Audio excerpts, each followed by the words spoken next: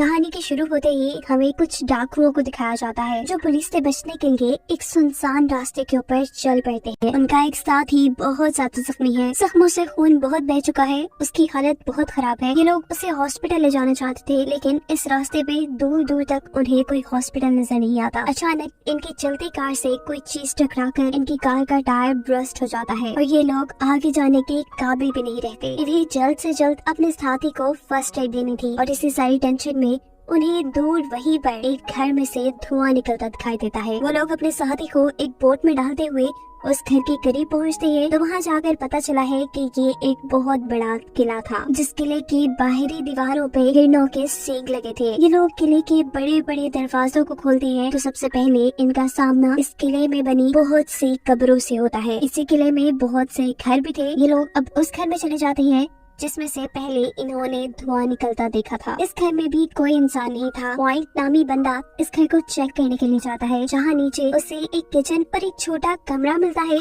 जिसमें बहुत से लोगों के स्केचेस बने थे। इससे पहले कि वो कुछ सोचते कि यहाँ क्या होता है, उनका साथी ऊपर दर्द से चिल्लाने लग जाता है। ये लोग ऊपर आते हैं तो देखते हैं कि इनके साथी के पास पहले से ही एक लड़की है। इस लड़की का नाम था चेल्सी, जो पॉइंट की इस साथी को चेक ही कर रही थी, पर पॉइंट उसे कहते हैं पीछे हट जाओ। ये लड़की डर के मारे उनके ऊपर गन तान देती है, जिसके जवाब में पॉइंट के सभी साथी उसके ऊपर गन तान कर उससे उसकी गन ले लेते हैं। इस टाइम पर चेल्सी की बहन भी यहाँ जाती है। पॉइंट इन दोनों से कहता है कि प्लीज हमारी मदद करो, पर ये लोग ज्यादा कुछ नहीं कर सकती क्योंकि ये तीनों ही बहनें आज तक इस किले से बाहर निकली नहीं। ये जैसे कोई सदियों पुरानी जिंदगी गुजार रही है, जहाँ ये लोग बिजली, टेक्नोलॉजी और मोबाइल फोन से कहीं दूर हैं। ये तीनों बस इनके लिए इतना ही कर सकती थी कि उन्होंने अपने घर में इन्हें रहने की इजाजत दे दी थी। पॉइंट और उसका भाई अपने बीमार साथी को एक दूसरे घर में लेकर आते हैं, जहाँ कमरे में उन्हें एक और जख्मी इंसान लेटा नजर आता है। चेल्सी अब पुराने तरीकों से इस लड़के का इलाज करना शुरू करती है। इस आदमी का जख्म इतना गहरा था कि किसी चीज ने जिस्म के आर पार होकर जिस्म में सुराख कर दिया था। चेल्सी के पूछने पर पॉइंट बताता है कि वो लोग पुलिस से बचकर भाग रहे थे, जिस दौरान उसका साथी दरख्त की टहनियों से टकरा गया। बातों ही बातों में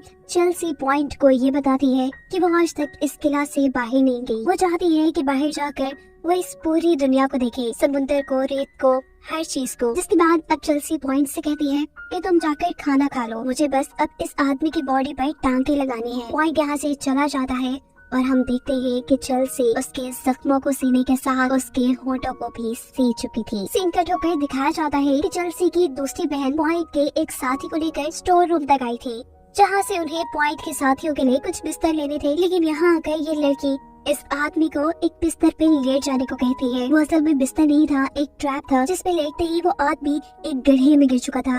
कि लड़की होशियारी दिखाते हुए ऊपर से इसका ढक्कन बंद करके यहाँ से चली जाती है। पॉइंट का एक साथी तो जख्मी था, दूसरे साथी को चेल्सी की बहन यहाँ बंद कर चुकी थी। अब दिखाया जाता है कि पॉइंट और उसके भाई ये खाने के टेबल पे थे, जहाँ चेल्सी की तीसरी बहन से पॉइंट का भाई काफी बातें करने की कोशिश करता है, लेकिन वो लड़की कोई जवाब नहीं देती। और तभी चेल्सी यहाँ आकर बताती है कि मेरी बहन बोल नहीं सकती। इन लोगों को जो मीट सर्व किया गया था वो काफी अजीब था। पॉइंट इनसे पूछता है कि आखिर ये किस जानवर का मीट है, लेकिन इसका भी ये दोनों बहनें कोई जवाब नहीं देती। मेरा पॉइंट का भाई उससे कहता है कि मैं अपना खाना लेकर अपने जख्मी साथी के पास जा रहा हूँ। ये सुन गड़बड़ा कर चेल्सी कहती है नहीं अभी नहीं, अभी तो वो सो रहा है। उसकी ये गड़बड़ाहट पॉइंट को शक में डाल चुकी थी। उनका चौथा साथी भी मिसिंग था। उनका भाई जब अपने जख्मी साथी के पास पहुँचता है तो देखता है कि उस लड़की का मुंह सी दिया गया था, उसके दिल में एक चाकू स्टैब था और साथ ही उसकी गर्दन से बहुत ज्यादा खून भी बह रहा था। इन शॉर्ट वो मर चुका था। पॉइंट भी इन सभी चीजों को देखकर बहुत ज्यादा परेशान हो चुका था। अचानक ही पॉइंट को किसी क्रिएचर के गुर्राने की आवाज आती है। वो जल्दी से अपनी पिस्टल निकाल लेता है, लेकिन उसके सामने अभी तक कोई नहीं आया। यहाँ साथ लेटा वो आदमी जो पहले से ही जख्मी था, पॉइंट देखता है कि उसके पाँव को जंजीरों से बांधा गया है, जिसे वो एक कुल्हाड़ी की मदद से तोड़ते हुए जबरदस्ती इस आदमी को इस कमरे से बाहर ले आता है। हालांकि ये आदमी इस कमरे से बाहर आना भी नहीं चाह रहा। इस आदमी का दूसरा पाँव अभी तक बंधा हुआ था, जिसकी चेन को खींचते हुए क्रिएचर वापस उसे कमरे में ले आया। अचानक कमरे का दरवाजा भी बंद हो गया, जिसके बाद हमें उस आदमी की बहुत सी दर्दनाक चीखें सुनाई दी। यहाँ दिखाया जाता है कि इनका वो साथी जो एक गड्ढे में कैद है, वो लाइटर चलाकर इस गड्ढे के अंदर देखता है तो उसे आसपास इंसानी ढांचे मिलते हैं, जो देखकर उसकी हालत और भी खराब हो जाती है। पॉइंट अब चेल्सी के पास आता है और उससे पूछता है कि बताओ, मैंने जिस नीचे क्रिएचर को सुना है वो क्या है? अगर तुमने मुझे कुछ ना बताया तो मैं तुम्हें ही मार दूंगा। चेल्सी उससे कहती है कि मुझे मारकर तुम्हें कुछ नहीं मिलेगा। यहाँ पॉइंट उसे बताता है कि नीचे दोनों आदमी मारे गए हैं। दूसरे आदमी के मरने की खबर सुनकर तो चेल्सी खुद भी शॉक हो चुकी थी। दिखाया जाता है कि पॉइंट का भाई चेल्सी की छोटी बहन को ढूंढते ढूंढते स्टोर तक आ जाता है, जहाँ के एक गड्ढे में उसके दूसरे साथी को कैद किया गया था। यहाँ उसे चेल्सी की दूसरी बहन मिल जाती है, जो उसे अपने जाल में फंसाते हुए अचानक उसके सर पर कुल्हाड़ी से वार करते हुए उसे बेहोश कर देती है। उसे जब होश आया तो वो उल्टा लटका हुआ था। उसके जिस्म से जहाँ जहाँ से खून निकल रहा था वो नीचे एक बर्तन में जमा किया जा रहा था। हमें पता चला है कि जंजीर से बंधा वो दूसरा आदमी जो उस कमरे में था और जो अब मर गया, वो असल में इन तीनों बहनों के डैड थे, जिनके मरने के बाद चेल्सी अब उनके लिए प्रेयर कर रही थी। और सबसे शॉकिंग चीज हमें ये देखने को मिलती है कि वो मरा हुआ इंसान अचानक से उठ खड़ा होता है और आहिस्ता आहिस्ता अपनी बेटी की तरफ ऐसे बढ़ने लगता है जैसे अभी वो उसे मार खाएगा। लेकिन चेल्सी भी काफी होशियार थी। वो एकदम से उठते हुए एक कुल्हाड़ी से उसका सर धड़ से अलग कर देती है। पॉइंट अभी तक इनके घर की इन्वेस्टिगेशन कर रहा था। वो अब एक ऐसे कमरे में पहुंचता है जहां बहुत सी गाड़ियों की नंबर प्लेट्स लटकी हुई थी, जिसे देखकर वो सारी इनकी गेम समझ जाता है। जिस चीज से टकराकर उसकी गाड़ी का टायर बर्स्ट हुआ था, वो एक पूरा ट्रैप इन लड़कियों ने लगाया था। ये रोज किसी न किसी को फंसाकर यहाँ तक लेके आती थी और फिर उन्हें मार देती थी। जिसके अगले सीन में हमें दिखाया जाता है कि क्रिएचर उस घड़ी का दरवाजा खोल रही थी, जिसके अंदर से पॉइंट का साथी बार बार निकलने की कोशिश कर रहा था और वो क्रिएचर एकदम उसे पकड़कर मार देता है। दूसरी तरफ चेल्सी की छोटी बहन अब स्टोर में पॉइंट के भाई के पास आती है।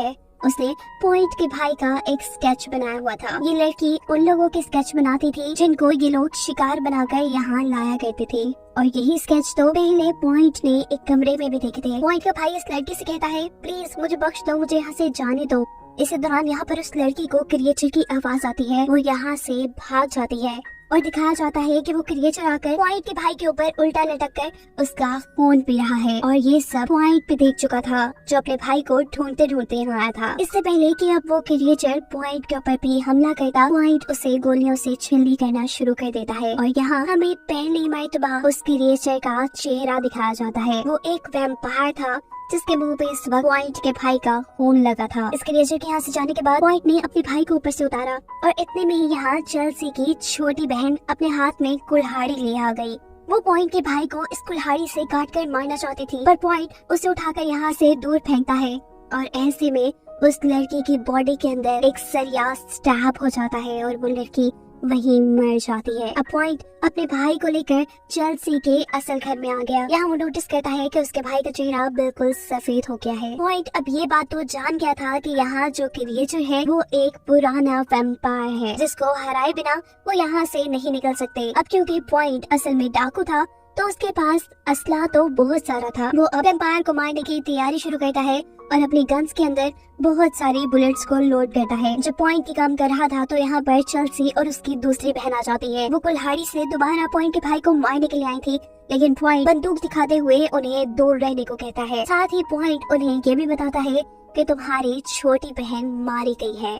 ये सुन वो दोनों शॉक हो जाती हैं और अब चेल्सी बड़े आराम से पॉइंट को समझाती है कि तुम्हें अपने भाई को मारना पड़ेगा, वरना कुछ ही देर में ये भी एक वैम्पायर बनकर जाग जाएगा और तुम्हें ही काटने लगेगा। तुम चाहे तो इसे जला दो या इसके दिल के ऊपर वार करो या इसकी गर्दन काट दो, कुछ भी करो, इसे बस मार दो। जब पॉइंट उनकी बात नहीं मानता तो चेल्सी यहाँ उन्हें अपनी कहानी सुनाती है। वो बताती है कि जब वो लोग रोमानिया से यहाँ आए तब वो वैम्पायर इनके अंदर कहीं छुप कर यहाँ आ गया। इस वैम्पायर से दुनिया को बचाने के लिए इन सब लोगों ने मिलकर दुनिया से दूर ये किला बनाया।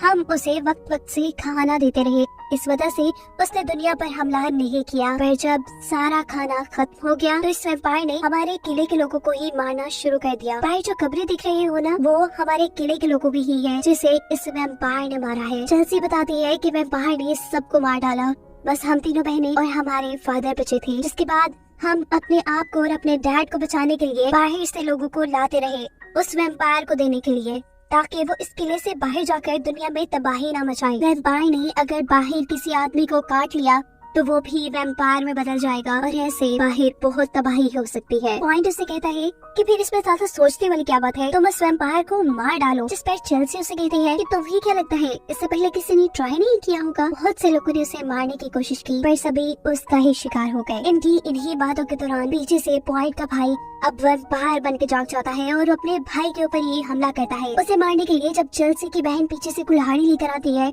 तो ये लड़का चेल्सी की बहन को ही काट लेता है। मौका पाते ही पीछे से पॉइंट अपने ही भाई के दिल में कोई चीज स्टैब करके उसे मार देता है। अगर वो ऐसा ना करता तो यहाँ सभी लोग वैम्पायर बन जाते। यहाँ दिखाया जाता है कि चेल्सी की दूसरी बहन भी मर रही थी, लेकिन वो मरते मरते कहती है कि मैं अभी भी उस वैम्पायर को मारने में तुम्हारा साथ देना चाहती हूँ। वो इन दोनों से कहती है कि उस वैम्पायर के लिए एक ट्रैप बनाओ जिसमें मैं खड़ी हो जाऊंगी। वो जब मुझे मारने आएगा तो तब तुम दोनों उसको मार देना।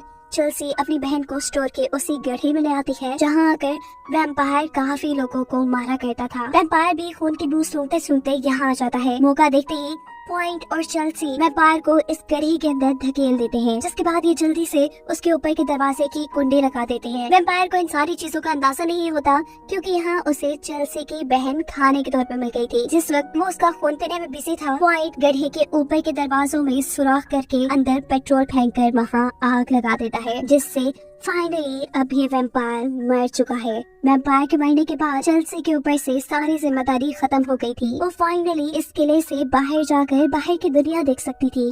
उसने अपने किले के दरवाजे खोल दिए थे। वो यहाँ से बाहर जाने वाली थी, लेकिन तभी वो देखती है कि पॉइंट के कंधे पर वैम्पायर के काटने के निशान है। यानी कुछ ही देर में अब पॉइंट भी एक वैम्पायर बन जाएगा और चेल्सी को अब इसे भी खत्म करना पड़ेगा। और इसी वजह से चेल्सी दोबारा अपने किले के दरवाजे बंद कर देती है और ये कहानी यही खत्म हो जाती है।